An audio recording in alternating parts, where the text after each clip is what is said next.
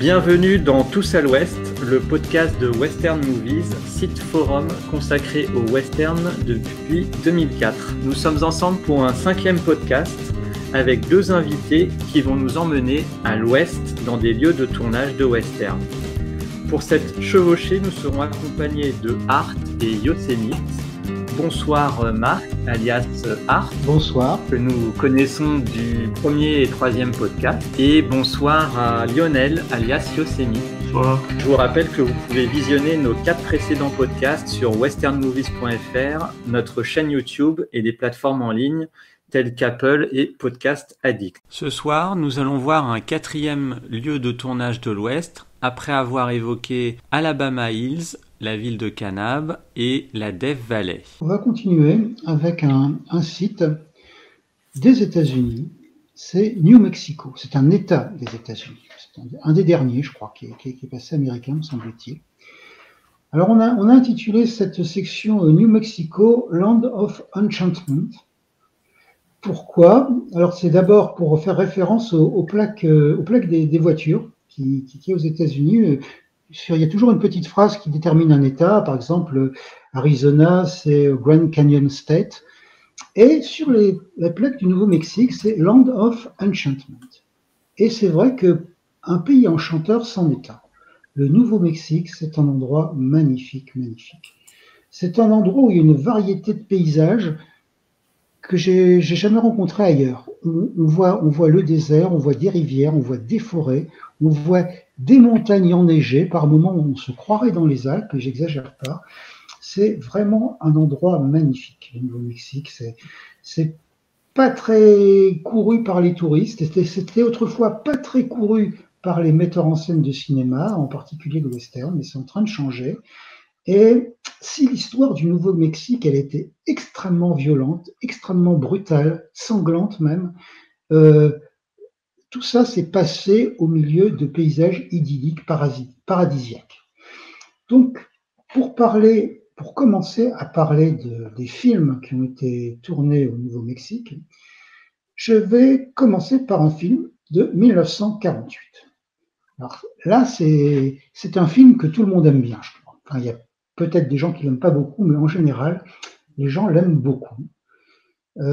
C'est un film qui est tiré d'un classique de la littérature américaine, qui a un titre espagnol, Paso por aquí, de Eugene Manlove Rhodes, et qui a été adapté donc au cinéma en 1948, dans un très très beau film de Alfred E. Green.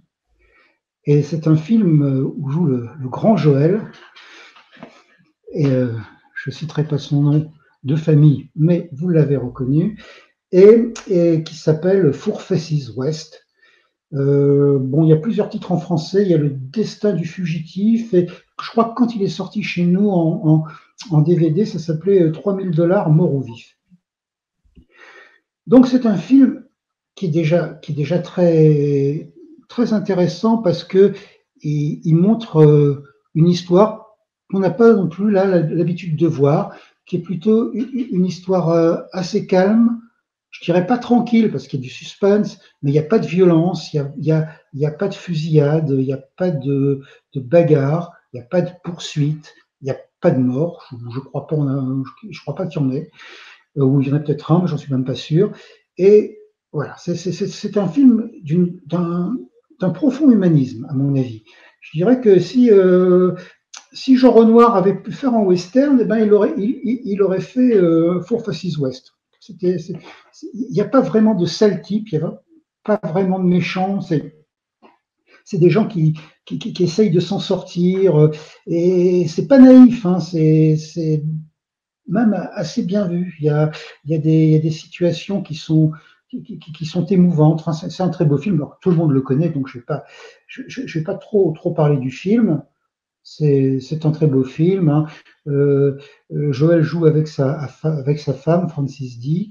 Et il forme un couple donc dans la vie, mais aussi dans ce film. D'ailleurs, ils ont une belle alchimie, ça passe bien.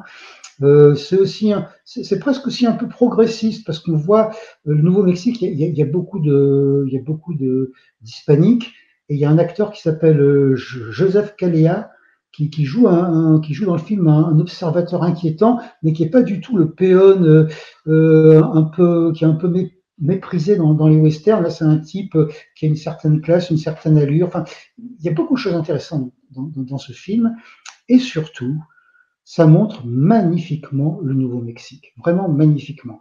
Dès 1948, ce film en noir et blanc montre le Nouveau-Mexique comme on l'avait rarement vu à l'époque, avec ces paysages, ces curiosités, parce qu'il y en a. Hein. C'est assez intéressant de voir que des paysages qui peuvent paraître anodins prennent tout un coup une autre dimension par le fait de voir des personnages intéressants qui les traversent, mais aussi par leur qualité intrinsèque de ces fameux paysages.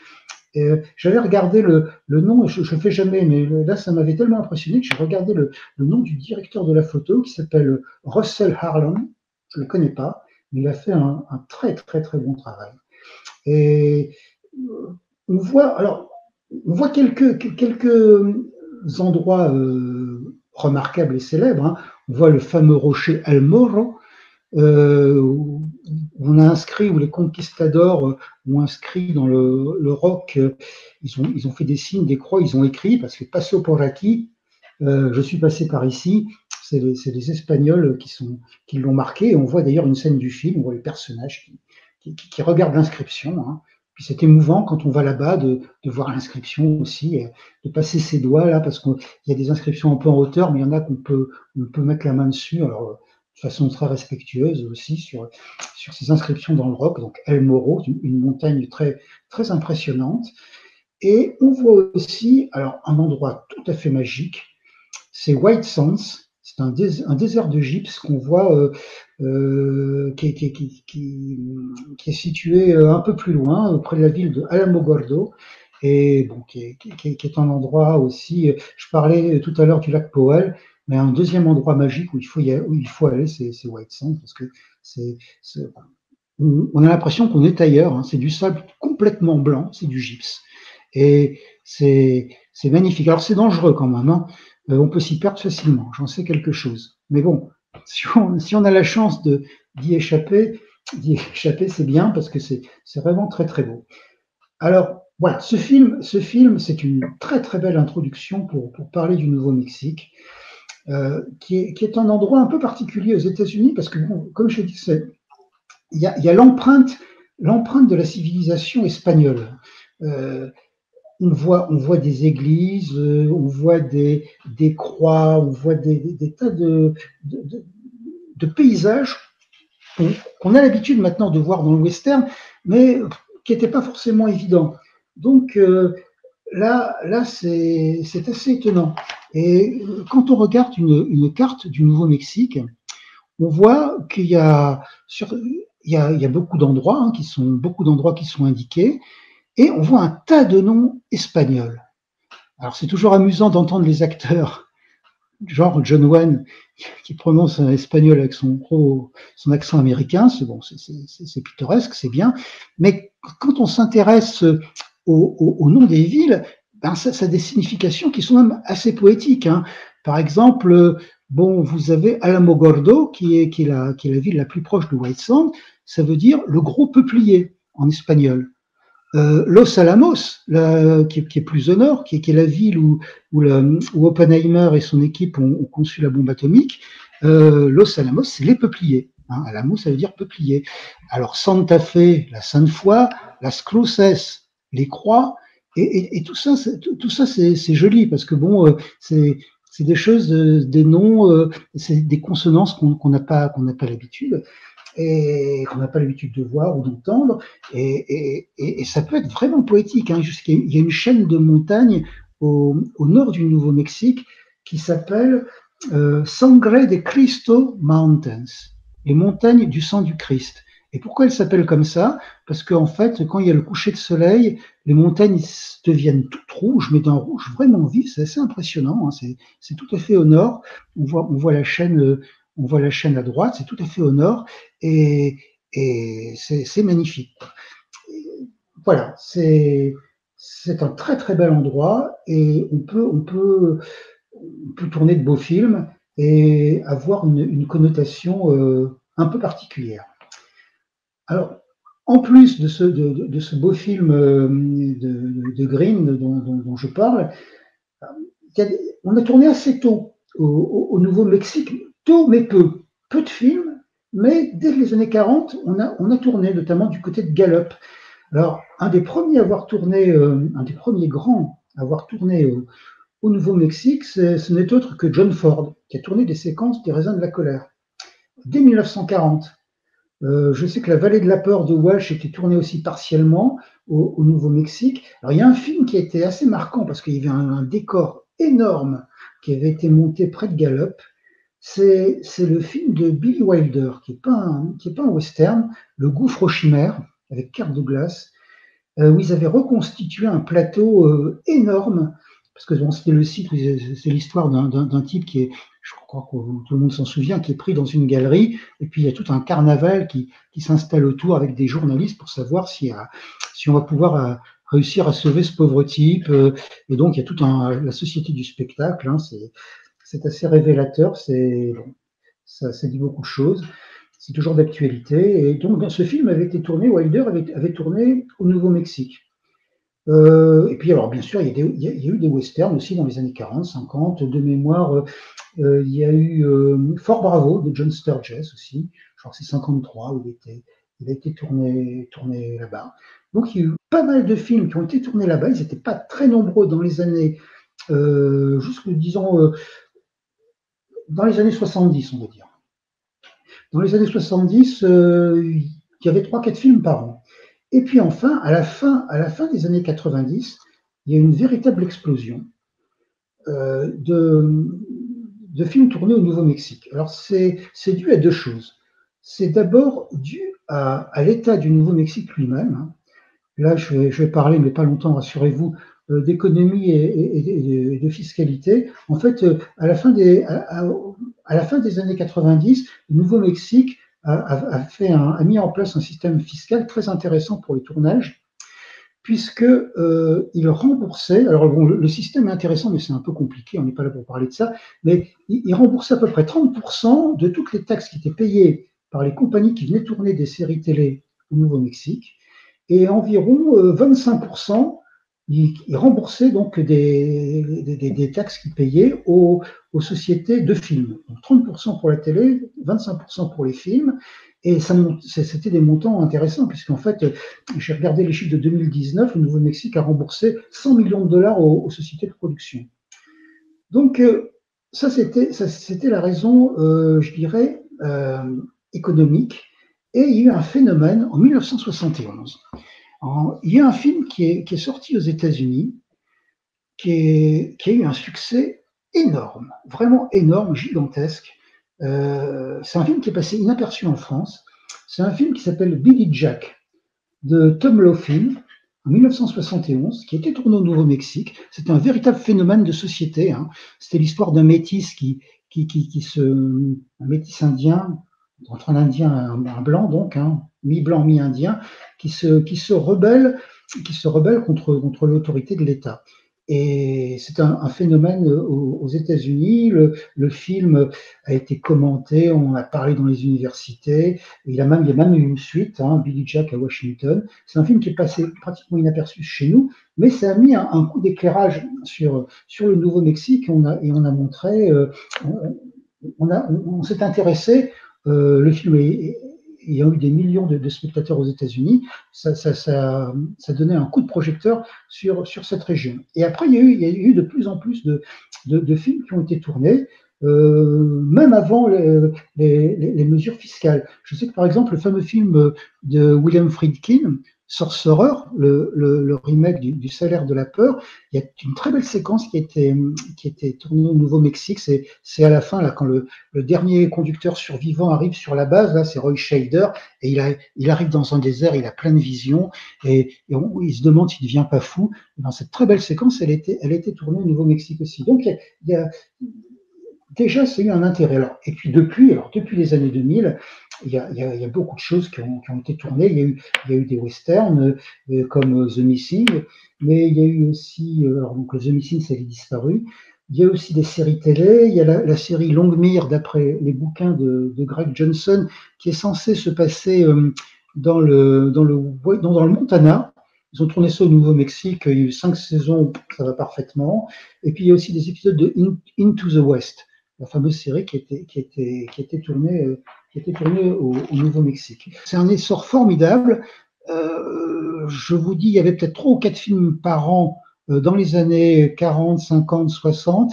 Et maintenant, je pense que la plupart des westerns et beaucoup de films d'aventure, y compris les films de super-héros, sont tournés au Nouveau-Mexique. Bon, c'est un bon choix, parce que comme je le disais, ce sont des endroits qui sont très divers, qui sont magnifiques. Et on peut tourner beaucoup de films différents. Donc, dans les westerns, bon, on a parlé d'Alamo Gordo et on a parlé de White Sands. Donc, il y a des films qui ont été tournés à White Sands. Il y a le film de Richard Brooks qui s'appelle Bite the Bullet. C'est une course de chevaux à travers les États-Unis. C'est avec Gene Hackman, il y a James Coburn dedans. Et en fait, il y a une belle séquence qui est tournée à White Sands. On voit des chevaux qui galopent dans le sable blanc, enfin dans le gypse blanc. C'est assez magnifique, c'est assez bien vu. Donc, c'est très photogénique. Et il y a une séquence importante aussi dans ce film où on voit Gene Hackman, qui est un personnage un peu mystérieux, qui parle de sa vie, qui parle de sa femme au milieu de ce décor. C'est bien vu, c'est émouvant. Il y a un film qui a montré assez tôt White Sands aussi, c'est le film de Ted Post, Pandéléo et Court. C'est un film qui doit dater de 67 peut-être ou de 68. Où on voit une bagarre dans White Sands, hein, un shérif qui ramène un prisonnier, il se bagarre au milieu des sables, enfin des sables du gypse. C'est une belle séquence aussi. Voilà. Enfin, bon, White Sands, de toute façon, c'est quand on l'a vu une fois, même dans un film, on s'en souvient. Hein, et quand on l'a vu en vrai, c'est encore mieux. Il y a eu même un film qui a été consacré à White Sands, un film de 90, je crois, ou 92, c'est pas un Américain, c'est Roger Donaldson qui a fait ce film, qui s'appelle White Sands. Alors c'est plutôt un polar, c'est avec Willem Dafoe, dont la dernière partie est tournée dans White Sands. On voit aussi White Sands dans le film de Peckinpah, c'est avec des routiers, c'est avec Aline McGraw. Il y a Ernest Borgnine qui joue dedans, et on voit les camions qui traversent White Sands. C'est une belle séquence. Le convoi, voilà, le convoi. Bon, c'est pas un grand Peckinpah, mais on voit une très belle séquence dans White Sands. Et on voit aussi White Sands dans ce film Young Guns. Voilà, dans Young Guns 2, on voit White Sands assez bien aussi. Hein. C'est normal, Billy the Kid, c'est le Nouveau-Mexique, donc c'est normal qu'on y voit White Sands. Donc, bon, ça c'est le premier endroit le plus beau, à mon avis, du Nouveau-Mexique, où on a tourné des films. Il y a un autre endroit qui est très typique, mais alors bon, là, il ne faut pas être claustrophobe, c'est Carlsbad. À Carlsbad, il y a les cavernes qui sont parmi les plus belles du monde, qui sont donc dans le sud de l'État aussi, pas très loin de White Sands d'ailleurs. Et là, on a tourné un western qui s'appelle Cave of Outlaws, donc un beau film. On met bien en valeur la caverne, les couleurs. Il y a une bonne partie du film qui se passe dans ces cavernes qui sont magnifiques. Hein. Et on a aussi une histoire de trésor caché. Enfin, c'est bien fait. Ça, c'est le western. Et puis, il y a le film très, très célèbre qui a été tourné à Carlsbad. C'est l'adaptation du Voyage au centre de la Terre de notre compatriote Jules Verne. Donc, le film d'Henry Lewin, qui doit être de 59, a été tourné dans les cavernes de Carlsbad, enfin, qui était un peu à l'écart de Carlsbad. Donc c'est bien. Alors Carlsbad, les cavernes, c'est bien de les voir, mais bon, ça a été adapté à l'américaine, hein, c'est-à-dire que bon, il y a plus rien d'épique de les visiter, hein. Il y a un ascenseur qui vous emmène au fond, il y a des chemins balisés, je crois même qu'il y a des distributeurs de coca au fond. Enfin bref, bon, mais il y a quand même des coins un peu magiques, un peu qui font rêver. Mais c'est un très très bel endroit. Donc c'est encore une belle curiosité du Nouveau-Mexique. Bon, comme je le disais, il y a beaucoup de films qui ont été tournés récemment au Nouveau-Mexique, hein. Parmi les plus marquants, il y a Hostile, donc ce fameux film dont on a beaucoup parlé sur Western Movies, qui a été tourné au Nouveau-Mexique. Il y a aussi presque tous les westerns récents ont été tournés. Il y a aussi True Grit, le remake de 100 dollars pour un shérif des frères Cohen, qui a été tourné aussi au Nouveau-Mexique. Alors c'est très intéressant parce que dans ce remake, on voit des scènes de montagne enneigées au Nouveau-Mexique. Et effectivement, c'est près de Cloudcroft, qui est un village qui est pas très loin de White Sands d'ailleurs. Ça a été tourné là, dans la neige. Et en fait, Cloudcroft, si on y va maintenant, en février, eh ben, on a l'impression d'être dans les Alpes bavaroises ou même dans les Alpes françaises. On a envie de faire du ski, etc. Et pourtant, c'est le Nouveau-Mexique. Donc, voilà, je pense qu'il y a un avenir fabuleux à tourner des westerns là-bas. On en tourne de plus en plus, mais pas que des westerns, hein. Je sais qu'il y avait un très bon film de vampire qui avait été tourné là-bas, qui s'appelle Let Me In, Laisse-moi entrer, qui a été tourné dans les années 2010 ou 2012, et qui est d'après un roman norvégien d'ailleurs, et qui a été tourné aussi au Nouveau-Mexique. C'était très très bien vu. Donc voilà, on en verra de plus en plus, si tout va bien, de films tournés là-bas, et je crois que c'est une bonne chose. Alors c'est un peu dommage pour les anciens sites classiques, je dirais, mais c'est tellement beau, et maintenant de le découvrir, ces paysages dans les films, c'est important. Alors je voudrais aussi revenir sur un film qui a été tourné là-bas en 1947, qui est pas du tout un western. En fait c'est un polar, c'est un film urbain. C'est un film de Robert Montgomery qui s'appelle Ride the Pink Horse. Alors, c'est un peu égoïste, je l'ai mis là parce que j'ai eu l'occasion de le dire, c'est mon film noir préféré.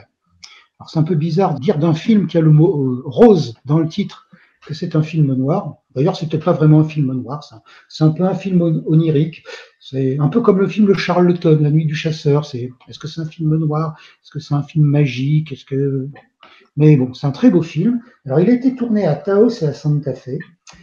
Il y a beaucoup en studio, mais c'est quand même au Nouveau-Mexique, hein. Les scènes à Santa Fe, on voit bien qu'elles sont tournées là-bas.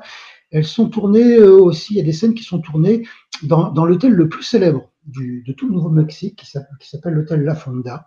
Et donc, voilà, c'est un film que j'aime beaucoup. Et puisque je parlais du Nouveau-Mexique, je voulais en parler là. Et en fait, Robert Montgomery, hein, l'acteur qui est aussi metteur en scène, a été tourné là-bas, hein. Je pense d'après les recherches que j'ai faites, il y a eu 14 jours en extérieur et le reste en studio. Voilà pour ce film que je vous conseille si vous ne le connaissez pas. Il faut rentrer dedans, mais c'est vraiment un très très beau film. Maintenant, on va finir sur le Nouveau-Mexique avec Billy the Kid. Alors, j'avais parlé déjà de Billy the Kid en podcast. Je voudrais finir avec lui. D'abord pour parler du film The Kid, qui est un des rares films qui a été tourné sur place et qui raconte l'histoire de Billy the Kid, qui a été vraiment tourné au Nouveau-Mexique, hein, alors que les films sur Billy the Kid, ils ont été tournés à peu près partout, hein. Il y a même le Réfractaire de David Miller qui a été tourné aussi à Monument de Valley. On voit de très très belles vues de Monument de Valley. Mais bon, ce film, donc le Kid, qui est récent, a été tourné sur place. Et effectivement, c'est très très très différent de ce qu'on voit d'habitude. La ville qui est concernée pour l'histoire de Billy the Kid, c'est la ville de Lincoln, au Nouveau-Mexique, donc, qui est une ville qui a souvent été représentée dans le désert. On voit toujours Lincoln dans le désert, notamment dans le film de Peckinpah, qui est très bon, hein. Pat Garrett et Billy the Kid. On voit Lincoln, ça a dû être tourné du côté de Tucson, hein, et on voit que c'est très rocailleux. Ce sont comment dire, des rochers, etc. Alors que pas du tout. La ville de Lincoln, c'est une ville très ombragée. Il y a beaucoup d'arbres. On voit des collines verdoyantes autour. C'est bon, c'est une ville qui pourrait paraître anodine, mais il s'est passé tellement de choses terribles à Lincoln que ça ne l'est pas en fait, hein. Mais bon, et quand on traverse Lincoln, bon, on a l'impression de traverser une petite ville, on n'y reste pas longtemps d'ailleurs, hein. Il y a quelques bâtiments historiques, mais c'est là où Billy the Kid s'est évadé du tribunal, hein. D'ailleurs, on voit derrière le tribunal, il y a deux pierres tombales qui montrent l'emplacement, soi-disant, où les deux adjoints de Pat Garrett qu'il a abattus en se sauvant sont tombés. Je crois qu'il y en a un qui s'appelait Hollinger et l'autre qui s'appelait Bell. Je me souviens encore des photos des pierres tombales. Donc voilà, c'est une ville qui a l'air anodine et pourtant qui ne l'est pas. Alors, on va terminer sur le Nouveau-Mexique et aussi sur Lincoln, parce que je voulais montrer quand même une sorte de sensibilité autre que le cinéma sur ces endroits historiques où il s'est passé beaucoup de choses et qu'on nous montre. Et donc, j'ai retrouvé dans une correspondance, c'est la correspondance qui a été éditée aux États-Unis entre deux très grands écrivains. L'un, c'est Robert Erwin Howard, celui qu'on appelait le père de l'heroic fantasy, mais qui a écrit aussi des bouquins, des romans historiques, des romans fantastiques et même des westerns. Alors on a tout traduit de Howard sauf ces westerns. Alors je sais qu'il y a quelqu'un, un membre de Western Movies, qui est très intéressé pour les traduire. J'espère qu'il ira jusqu'au bout de son projet. Mais ces nouvelles westerns ont jamais été traduites. Mais Howard, c'est un très très grand écrivain, un écrivain des années 30, hein, du début des années 30. Il est né en 30, il est né en 1900, je crois, et il est mort en 1936. Hein, il s'est suicidé en 1936. Et donc, cet écrivain, Robert Howard, il a une correspondance avec un écrivain encore plus grand que lui, qui est Howard Phillips Lovecraft. Bon, c'est le plus grand écrivain visionnaire qui soit, à mon avis, mais bon, il est tellement connu que je vais pas en parler ici. Donc voilà, Howard et Lovecraft ont correspondu pendant des années. C'était, pour ceux que ça intéresse, c'était édité aux États-Unis. C'est deux énormes volumes de 600 pages chacun, et c'est écrit tout petit. Mais bon, il n'y a pas toutes leurs lettres, une partie de leurs lettres, mais c'est intéressant. Là aussi, Lionel, c'est pour la retraite. Mais bon, ça vaut le coup après. Donc, alors Howard a traversé Lincoln en juillet 1935. Et il a écrit une lettre à Lovecraft. Et je vais vous en lire un extrait parce que ça me paraît très intéressant de la vision de Howard de la ville de Lincoln. Donc, je vous lis ça. Je n'ai jamais éprouvé ailleurs les sensations que Lincoln a éveillées en moi. Et c'est bien l'angoisse qui prédomine ici. S'il y a un endroit hanté dans cet hémisphère, alors Lincoln est hanté.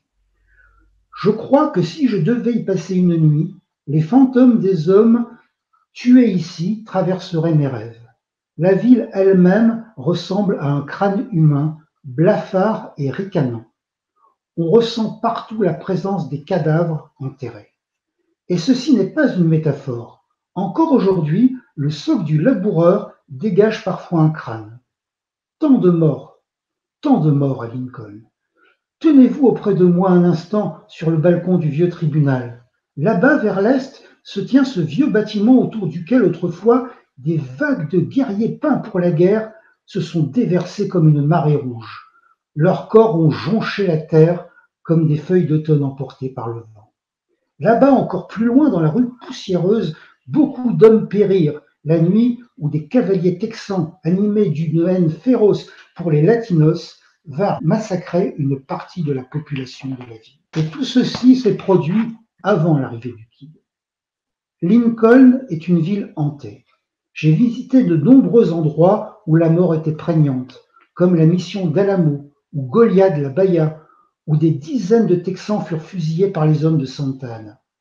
Mais aucun de ces endroits ne m'a bouleversé comme Lincoln l'a fait. Je pense que la géographie et même la topologie des lieux sont la raison de la sauvagerie sanglante qui a régné ici. La vallée de Lincoln est isolée du monde, de vastes déserts et de hautes collines la séparent du reste de l'humanité. Ici, pour les habitants, tous les conflits prenaient des proportions monstrueuses et culminaient dans de sanglantes atrocités. Dans cette étroite vallée, les hommes se haïssaient et, pour finir, s'entretuaient. Bon, c'est un extrait de la lettre. On voit quand même qu'il y a une forte coloration artistique, un peu dramatique, mais je pense que ça traduit bien quand même cette idée des gens qui vivaient dans ce pays, qui étaient isolés, dans des conditions difficiles, dans des conditions hostiles, et qui généraient les conflits qu'on voit aussi dans les films. Et c'est pour ça que le décor, il est tellement important, parce qu'il représente quelque chose. On peut faire des films qui ressemblent à des westerns dans tous les coins du monde. Mais c'est vraiment aux États-Unis, et c'est vraiment dans les endroits où ça s'est passé, qu'on peut dire qu'il y a une authenticité. Et on peut prétendre à quelque chose de vrai. Ailleurs, on peut faire de bons films, mais ce sera jamais la même chose. Donc voilà ce que je voulais dire pour conclure, en espérant que le Nouveau-Mexique est un endroit qui va perdurer, et que c'est peut-être un endroit où il y aura des gens qui voudront venir et revenir. Tu es en train de me donner plein d'idées pour ma retraite, c'est ça? Ouais, tout à fait. Attends, si tu veux, on peut rester cette nuit à discuter, hein, pas de problème. Mais c'était passionnant, et puis c'est vrai que personnellement, je me réjouis assez qu'il y ait une transition et qu'aujourd'hui les nouveaux films se tournent, les nouveaux westerns notamment, puisque c'est de ça dont on discute tout ce soir, se tournent majoritairement au Nouveau-Mexique. Je pense qu'il y a un renouveau du western. De toute façon, les westerns d'aujourd'hui ne sont pas les mêmes que ceux des années 50. Il y a de nouveaux propos, il y a de nouvelles analyses, de nouveaux sujets, et donc il faut de nouveaux lieux aussi. Il faut de nouveaux lieux. Je pense que c'est important. Et d'ailleurs, quand on en a cité quelques-uns, des westerns qui ont été tournés au Nouveau-Mexique, je crois que le remake de 3h10 pour Yuma a été également tourné là-bas. Appaloosa a été tourné là-bas. Tout à fait. Sicario a été tourné là-bas. Oui. Quasi intégralement tourné là-bas, ainsi que Comancherio. Oui, absolument. Donc c'est quand même pas des navets, c'est quand même pas des films qui sont passés inaperçus, c'est quand même des films qui marquent quelque chose. Et j'avais même vu que le secret de Brokeback Mountain, qui était essentiellement tourné au Canada, présente quelques séquences qui ont été tournées au Nouveau-Mexique. Ah, c'est possible, je savais pas. Pour dire que c'est quand même, ils ont quand même fait le trajet pour y aller. Oui. Ils ont quand même fait le trajet pour y aller. Donc je trouve ça vraiment, vraiment passionnant, et puis c'est encourageant, même, c'est enthousiasmant de se dire qu'il y a un renouveau par les sites, par les endroits. Oui.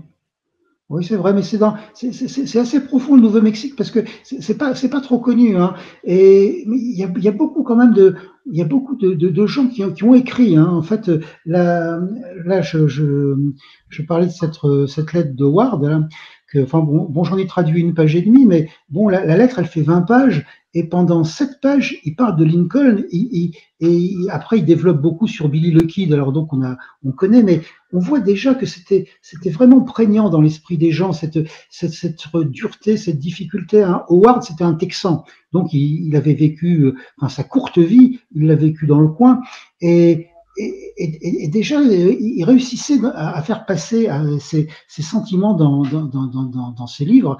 Et les cinéastes maintenant le font passer dans les films. On sent cette difficulté, on sent que c'est âpre, que c'est dur. C'est des paysages qui sont beaux, mais c'est difficile d'y vivre.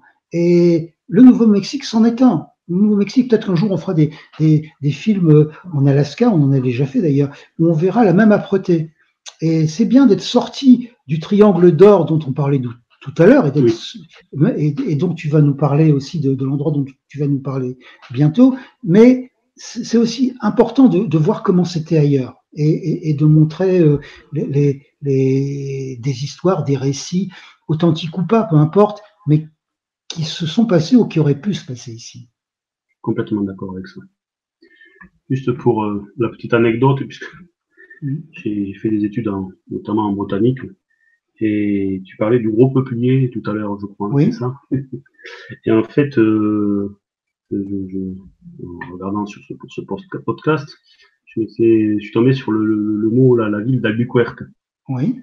Et Albuquerque, en fait, c'est tiré du nom d'une ville et d'un duc espagnol.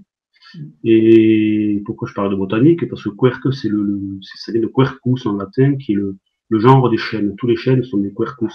D'accord. Et albu, on le retrouve dans albumen, dans albinos, c'est blanc. Donc Albuquerque, ça littéralement, c'est le chêne blanc. D'accord. Ah oui, intéressant. C'est assez amusant de constater qu'en l'espace d'une heure, on évoque 2 fois le nom d'un arbre. Oui, mais c'est bien. J'ajouterais juste sur la caverne des hors-la-loi. Je trouve aussi qu'on sent la patte de William Castle dans ce film. Donc William Castle qui allait devenir un réalisateur connu pour ses films d'horreur.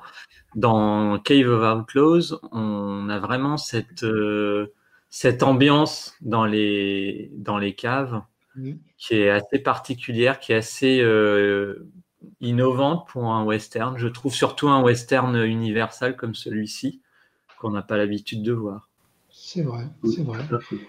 Mais William Castle, c'est un grand metteur en scène. Ses westerns sont intéressants. Enfin, il a eu la chance de travailler à Universal où en fait on laissait beaucoup de liberté aux metteurs en scène et il a pu faire des belles choses. Mais c'est vrai que la caverne de hors-la-loi, moi j'ai attendu longtemps avant de le voir. Hein. Comme on dit, j'en ai rêvé bien avant de le rencontrer parce que c'est un film dont j'avais beaucoup entendu parler, j'avais lu beaucoup de choses dessus. Et finalement, je l'ai vu assez tard et j'ai pas été déçu parce que c'était bien filmé et ils ont dû bien tirer parti de l'endroit. Puis en plus, l'histoire est très intéressante. Hein, elle est bien faite. Hein. Oui. Et je me souviens d'avoir parlé la première fois que j'ai rencontré les gens de Sidonis au Cinglé du cinéma. J'avais dit à Alain Carador, mais il faut sortir Cave of Outlaws parce que c'est un film qui est vraiment très très bien et ça doit être intéressant. Et puis bon, on n'a pas écouté. Enfin, il est sorti chez un autre éditeur, donc on a quand même pu le voir. Ce 4e chapitre de notre 5e podcast consacré au lieu de tournage portait sur New Mexico. Il faisait suite à la présentation des Alabama Hills, de Kanab et de la Death Valley. À suivre dans un prochain et dernier chapitre de cette série, un nouveau lieu de tournage présenté par Yosemite. D'ici là, très bonne soirée, merci de votre écoute et vive le western.